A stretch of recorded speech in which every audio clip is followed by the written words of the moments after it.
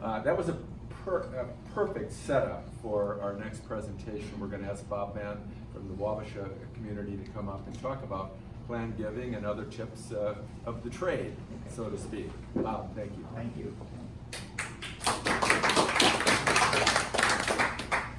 I'm not used to standing in front of people talking, so if I don't talk loud enough or something, let me know.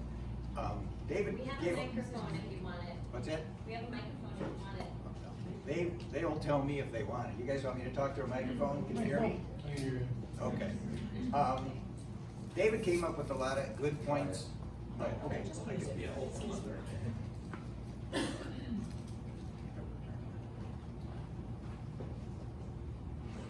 You're kind of soft-spoken, Bob, so I am. That's why I thought it might be hard for people to hear. hold it up. Okay. You hear me now? No. No? Not working. It's okay, just flip the switches.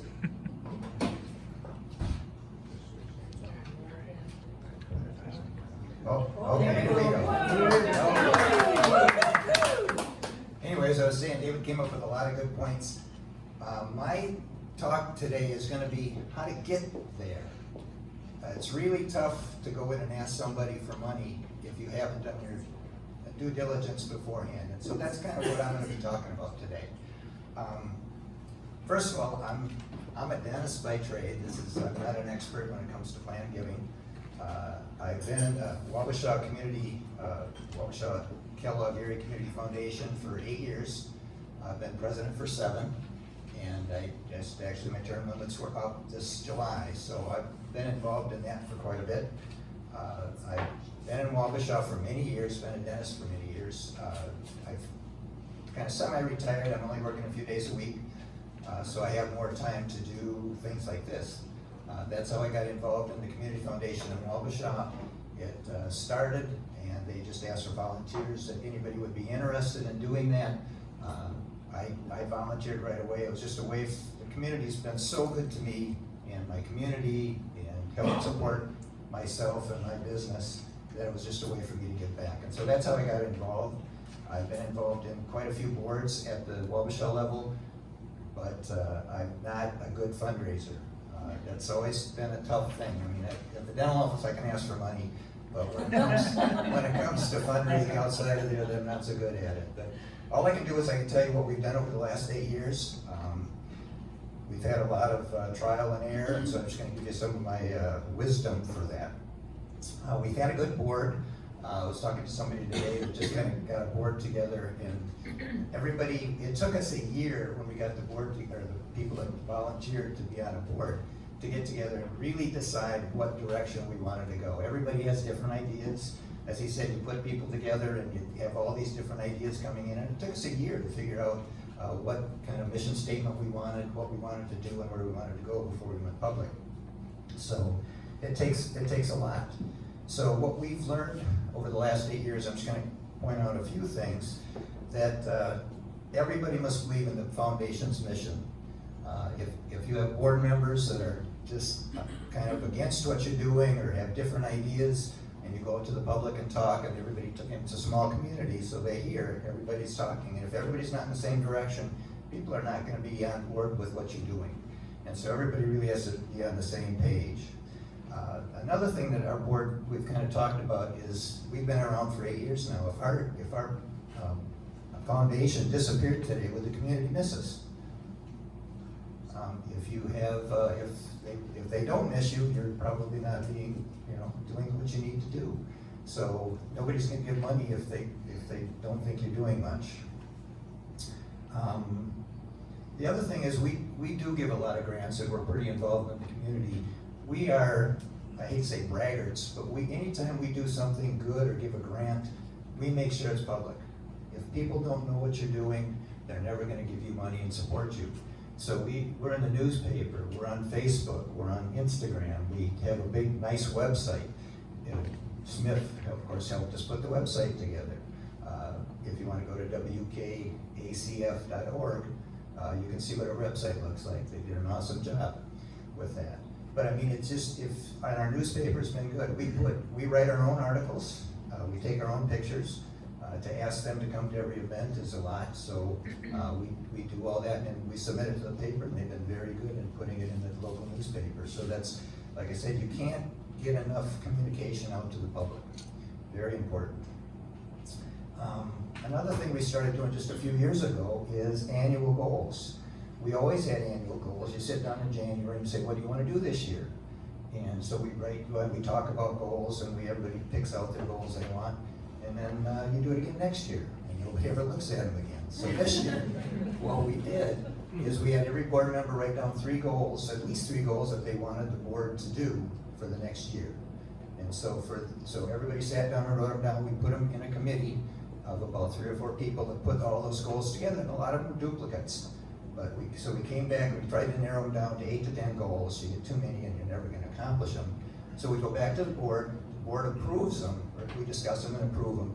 And then we assign each goal as somebody that's responsible for that goal. And we have a date that goal has to be done by. When you do that, all of a sudden, every board meeting, we go over and say, okay, let's go through these 8 goals, see how we're doing. And when you start talking about them at every meeting, these goals get accomplished.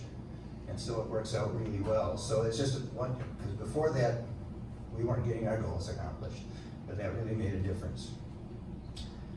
Every 5 years now, after we've been in existence 5 years, we do a January meeting again where we sit down and talk about, do we want to change our mission statement? What have we done the last 5 years? Do we want to keep going that direction? Do we want to change our mission? We changed our mission statement this last time. We found out that what we were doing and what we had said our mission was not quite the same. So we improved it. And of course we broadcast that everywhere like we do everything we do. So once you have your organization in good shape, it's a lot easier to start asking for donations. Just to kind of give you an idea of where our foundation's been, like I said, we've been in existence just about 8 years now, and we've got over $500,000 in our endowment fund. That's taken a lot of work, and I know there's people in here that have bigger endowment funds than we do, but we're very proud of that fact. There's one of the smaller ones. What's that? There's also the smaller ones. Well, that's probably true too. And we've got about 5,000 in our general fund. We've got a couple of donor advised funds that they talked about earlier. A couple of individuals do that through our organization, and there's about $200,000 in there. And that's just, donor advised funds are a nice way to go. And through our organization, we give away about $50,000 not out of our endowment fund. It's just money that passes through our organization from the community to other organizations. And actually it's a little more than that. So we've done it quite a bit, and it's not been easy. I mean, it's taken a lot of work, a lot of motivation, a lot of determination, and people stepping up to do that hard work. And that's really important. I mean, if you don't have a few individuals that are willing to put in the time and effort, it probably is not going to get done. So you really need to find somebody to spearhead everything.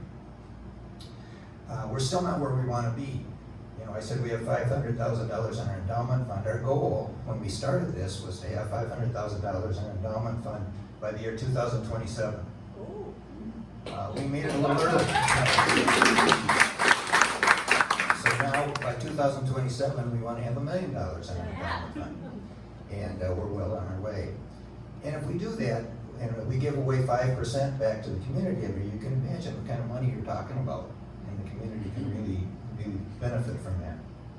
So how did we get there? One of the main things is education like this.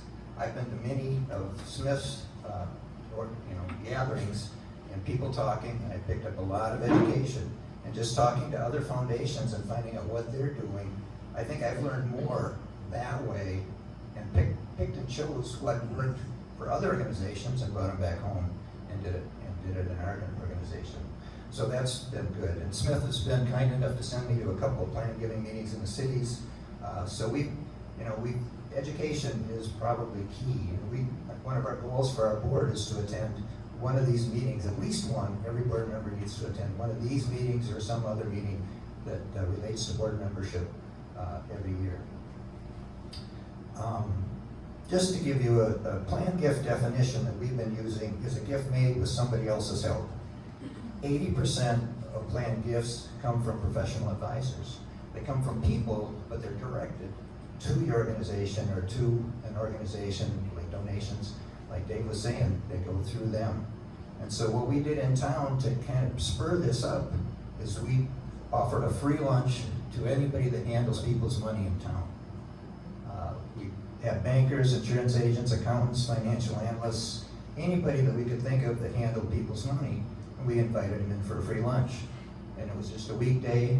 I think we went to the bowling alley and you free pizza. We had a pizza buffet, and they came in and we had almost every one of them show up.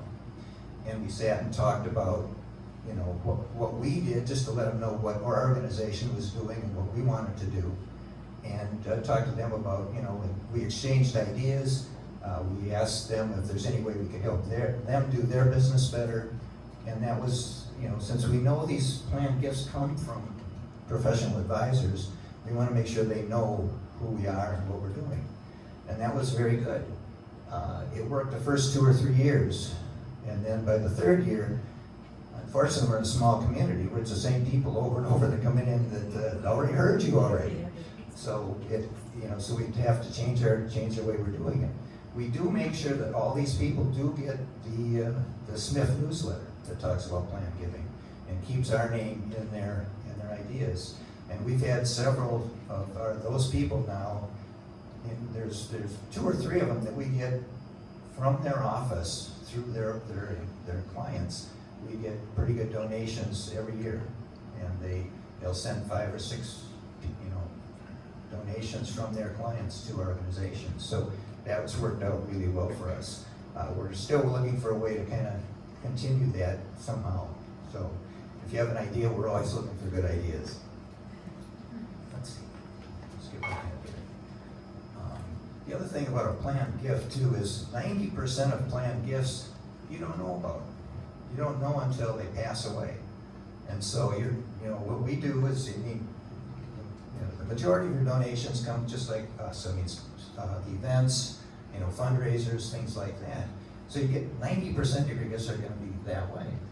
And less than 10% are going to be planned gifts. But as David was saying, these planned gifts are large gifts. They're ones that are going to make or break you. If you can get a couple of large gifts, it's not going to take you long to be giving away a lot of money to your community every year. So I like to say planned gifts is like planting seeds. We plant seeds every chance we get. If we have an event, anything going on, we let people know that we do take planned gifts. And so that's been a thing that we're really trying to get out there more and more. And as Smith has talked about the generation wealth transfer, now is the time to be planting those seeds. There's a lot of wealth out there that people are in the process of getting older, and this money is going to be transferred somewhere, and we'd sure like to be part of that. So we do that with like I say, professional advisors. We also do it with the public. Communication, like I said, is really the key to everything that you do. You need something to kind of grab their attention. You need to let them know what you're doing, and they need to appreciate what you're doing.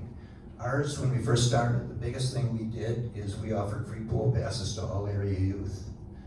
We didn't realize that was going to be such a big thing in our community, but our pool the city council was talking about possibly closing the pool. The kids weren't using it much, needed some maintenance, and it wasn't one of our board members, it was an individual that came up to our board and talked about it, and there's a whole story behind that, but you guys don't want to sit here that long.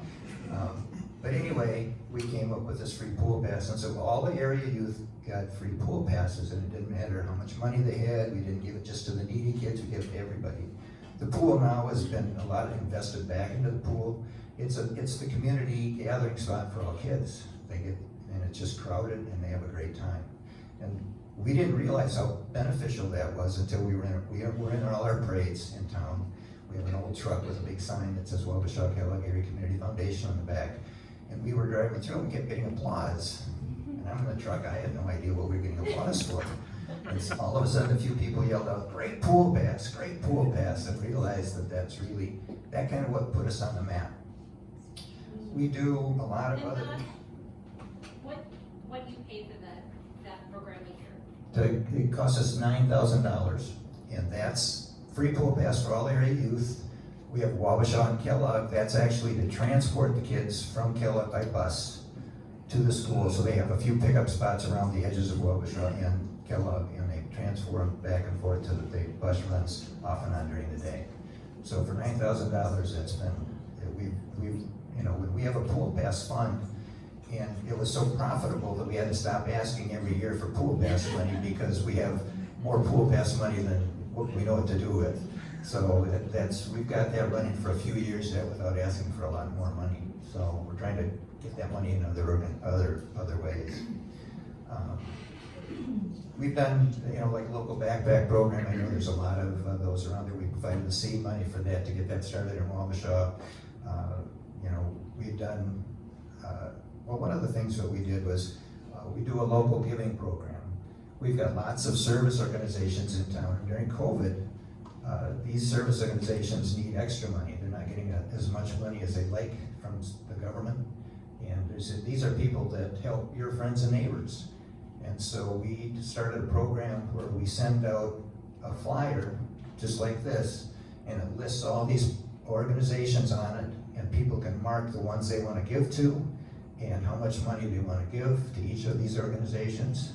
And then we do that in the spring, and in August we have an ice cream social where we give away free ice cream and we present these checks. This year we raised over $28,000 for these local service organizations. And in the last 5 years, we've done well over $100,000 to these local service organizations. The more people you can affect by giving grants and doing this, the more people are aware of your organization and the more likely they're going to give you money. So that's been a great program for us, and we're very proud of that. We give away, we do a lot of grants. We did a tree replacement program because we lost all our ash trees in town. You know, we helped relocate the food shelf. Our library needed a children's edition. We helped do that. So we give away a lot of grants. We don't start, one of the things that when we started, some of the individuals wanted to do one big project and just raise money for that project. But the problem with that is you raise money for the project, when it gets over, you have no money and you've got the one project done and you've affected the people in that project. We give away a lot of smaller grants. 500 here, 2,000 there. 2,000 would be a big grant for us. And we do some 2,000 and of course we get the Smith match, of course. If Smith is gonna offer a match, we're gonna get it. We're not gonna give that money up. So we've done that, you know, ever since the beginning. So Smith has been really good about helping us out. They helped us out with the Children's Library Edition. I mean, they've done a lot for us. So that's, and then one of the other things that we do is we have a lot of other service organizations in town. And I think I counted, there's like 30 other service organizations in our community. And when our board started, one of the things that we really pushed was to help enhance any of the programs they had. So we worked, in the last 8 years, we worked with 30 different service organizations in our community to help enhance their programs. And if we can help enhance their programs, again, we're just affecting more and more people. The more grants you give out, the more people you affect. And so the more people you affect, the more people are going to likely give you money. So, and again, I don't need to say this again, but we do, like I say, we publicize everything, pictures, and tell everybody what we're doing. And I mentioned before, we just need to let people know that we take planned gifts. Now, how do you do that? One of the ways we've done that is we offer a free will and estate planning meeting at the end of in the fall. It's something that it's easy to do. You can't call it a planned gift meeting because people know that you're only inviting them and trying to get money out of them. So it's a little tough to do that. But we have a free, so it's a will and estate planning meeting. We run it through our community education program. We have an individual in town, a lawyer in town. Actually, it's a good friend, Tim Finney's, that does our speaking, and he does a great job. And he talks about, you know, wills. 80% of our population does not have a will, and that's really a crime when you think about it. So we're offering a service for that. He will talk about wills and estate planning. He also mentions planned gifts. He doesn't dwell on it at all. It's a small part of his thing, but when he does, he talks about And if you want to give a gift, you get some tax advantages, like if you give a gift to the Wabasha Community Foundation, and you'll mention that, and just planting that seed again. And at the end of the program, he answers individual questions, but that's been a real good program for us. What else we got going on here? We also, we talk about an endowment fund, and I tell you how much we have in an endowment fund. People really don't know what an endowment fund is. A lot of people don't. When you talk to them about, you want to donate to our endowment fund, they say, why would we do that? So it's, we really, in explanation that I heard at the planned giving meeting for the cities, is I'm just gonna run through this real quick, just to show you the power of endowment. But if someone donated $10,000 to your organization 100 years ago, with the economy the way it's been the last 100 years, and you give 5% back to your community every year, this year you would donate $5,187 to your community from that $10,000. The original $10,000 would now be worth $118,131. Over the last 100 years, your original $10,000 donation would have distributed $196,647 to your community from that one $10,000 gift. That is the power of endowment. Not only that, you can get some great tax savings as well. And think of the impact you can have on your community, or whoever leaves that $10,000, what kind of a legacy did they just leave to your community? So that's the power of endowment, and that's what you have to make sure the public does understand that. The best source of willing to give you a planned gift, and David talked about this a little bit. Thanks to Smith, we have QuickBooks. I don't know how many of you use QuickBooks, but every donation that goes through our organization goes into QuickBooks. If somebody says, geez, who's donated the most money lately, or who's donated annually, within a few minutes, we can look that information up, have that right on our fingertips. So if we're gonna look for somebody that's gonna give us a planned gift, what better way to find out is who's given you a gift over the last 8 years, every year? Those are the people that are probably more than likely gonna give you a planned gift. And so that's one way we use it. Another thing is that with that planned gift, you can see how good you've been doing retention-wise. Are the people that gave you the first few years, are they still giving you gifts? And that's just a great way you can, and like I say, all this stuff, if you don't use QuickBooks, it's worth investing in because it really gives you lots of information. Another thing we did was we started societies and clubs. When we started, we had a founders club. And I did this wrong. I'm gonna tell you how we did it and why we could have made it better. We said that you can be a member of our Founders Club if you give $1,000 to our organization in our first year of existence.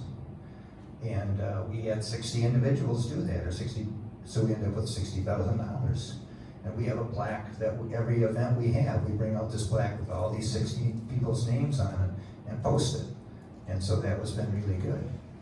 But my mistake was, it should have said, the first 100 people that donate $1,000 to our organization will be part of our Founders Club, because we could have used $100,000, and we had individuals who wanted to become a Founders Club member after the fact, after we were done with it.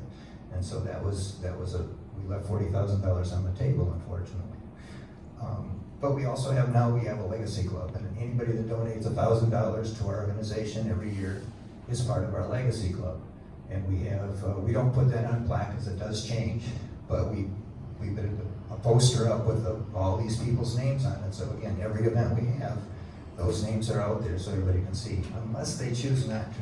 We have some people that don't want to be known as that, but if they don't mind, we put them up. So everybody likes to be part of something. Another thing, it was an interesting fact, and David talked a little bit about this, but 58% of bequests to charities, or people that leave charities in your will, are from donors who make less than $75,000 a year. So you're not always getting planned gifts from rich people. You're getting planned gifts from people that donate to your organization year after year. So you don't want to just focus on the rich. Obviously, the rich may give you a bigger one, but the more you get, the better you're going to be. It is very difficult to talk to donors about giving a planned gift. And as David mentioned this, when you talk to them, the best way to do it is find out why they donate to your organization. Find out somebody who's been donating and say, why are you giving us money every year? You know, what is their interest? And like I said, David said, just let them do all the talking. They'll talk, and they'll tell you why they have interest. So when you start talking about a planned gift, you can say, you know, what kind of legacy you can leave to that part, you know, whether it's the pool pass or whether it's anything else we do, service organizations. But once they start talking, you'll know what their interest is, and then you can focus your talk on what they have interest in. Again, it's very difficult to ask for money. I learned this up at the planned giving meeting in the cities. One way to get them to mention a planned gift is to say several of our donors who gave similarly to you into our organization in their will, or I screwed that up already. Several of our donors who gave similarly to you have included us in their will. And if you tell them that and wait, whatever their next words are, you're going to know if they're interested or not. You don't have to say another word, even if it's a 2-minute lull. But the next words they say, you'll know if they have interest, and if they do, then you can proceed. If they don't, then you go to the next person. Yeah, lucky for us, most of us live in small communities. We have small communities. People in small communities have a much more of a passion for their community, and so they can leave a much bigger impact to their community with just a medium donation. Doesn't have to be a large donation. So that's been a way to let them know. And like I say, we have a much better, easier time asking for a planned gift than maybe somebody in a bigger city, because we can have a bigger impact. They can definitely have a bigger impact. And you know, like I said, Smith sent me to the planned giving meetings in the cities. I was a little fish in a big pond. I mean, most of these guys were insurance and banks and colleges and things, and then I was the Wabasha Kellogg Area Community Foundation. I learned a lot up there, but what I learned, a lot of these things I told you is what I learned up there. But the other thing I learned is, you start talking about tax advantages, and you can tell them they definitely will get a tax advantage, but I'm not a tax expert. I'm not going to tell them what their tax advantage is, because I don't have a clue. And I've been up at those meetings. But just send them to somebody like David or whoever their financial planner is to find out what their tax advantage. Once they want to have an impact on their community, then you can say, you know, there's some great ways to do this and save yourselves a lot of money. So just send them on. And David mentioned the qualified deductions. I won't go into that. But in 2017, Americans gave $410 billion to charity. $410 billion. And that was 4 years ago. And now with the generation wealth transfer, that's going to be bigger yet. So hopefully we can all be part of that. I got just 2 more things to mention. One, and again, this is what I learned about there. It says, average person needs 5 to 7 years to hear a message of charitable organization to leave a planned gift. Again, communication is big. You got to keep pounding on them that you know, don't know what you are. And this one, it just blows me away. It says, it also shows that persons need to hear a message 5,000 times before they would consider a planned gift. I question that a little bit, but I know it's a lot. So, but what I'd like to finish with is Smith has been awesome to work with. They provide so many assets and resources to us. Without them, we would not exist. With their accounting and their matching funds, and you know, anytime I talk to them 2 or 3 times a month, just trying to pick their brains. So definitely use them as a resource. Like I said, we wouldn't be here without them. So thank you, Smith.